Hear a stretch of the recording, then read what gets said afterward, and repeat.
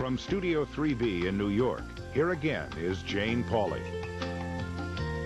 If you know your rock and roll history well enough to know the tune that went "Don't Know Much About History," then chances are you're old enough to have kids in high school. And I hate to tell you, they really don't know much about history if they're typical American kids. This country has a very serious problem. Everyone agrees on that. But the solution? Some think it's even worse. What's at stake is not just this country's past, but perhaps its future as well.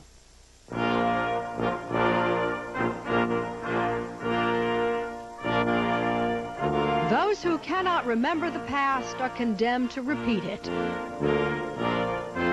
Almost 10 years ago, a federal study showed less than a third of American kids could place the Civil War within 50 years. How would kids do today? The Civil War was fought in the 1600s. That was about 1776, was it? Like in the 1920s, 30s. 1940s? The Civil War was fought in, I think, the 1960s, somewhere in that period of time. Civil War was in the 1860s, around then. Bravo! Sputnik was Russian. Yes. And I'm trying to remember, was he the leader? No. Sputnik.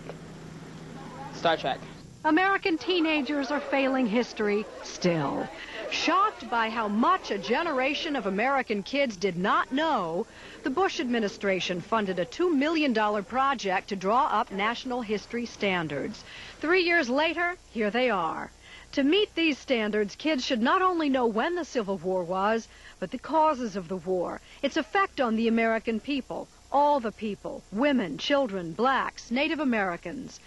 Worthy goals, but when Lynne Cheney first saw them, I was appalled. I mean, this is a great waste of taxpayer money. Cheney personally launched the National Standards Project as chairman of the National Endowment for the Humanities during the Bush administration.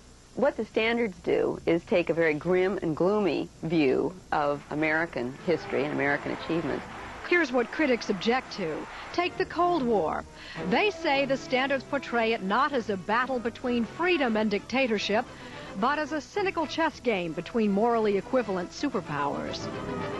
The wealth of an African king named Mansa Musa is praised, yet American tycoon John D. Rockefeller is condemned.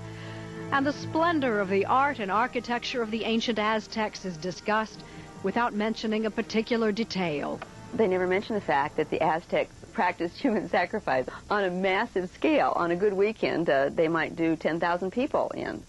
Saying a liberal elite had hijacked the project, Cheney fired off a broadside aimed at the authors she chose and kicked off a political firestorm. And here's in essence what we're doing to American history. Here's Paul Revere.